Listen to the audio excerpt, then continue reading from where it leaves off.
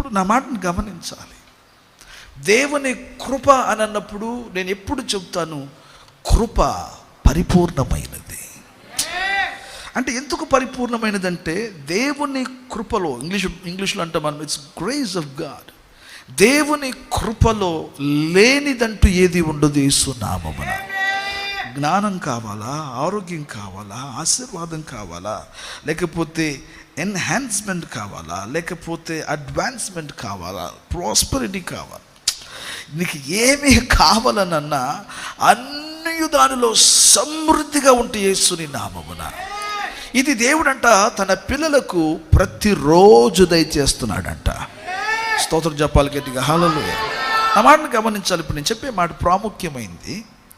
క్రీస్తునందు ప్రియమైన దేవుని పిల్లలారా, ప్రతి ఒక్కరి జీవితాలలో వింటున్నారా, దేవుడు భూమి మీద ఉన్న ప్రతి ఒక్కరి మీద, ఆయన పిల్లల మీద, ఆయన పిల్లలు కాని వారి మీద, వింటున్నారా, భూమి మీద ఉన్న ప్రతి వారి మీద దేవుడు రోజు తన కృపను దయచేస్తున్నాడంట.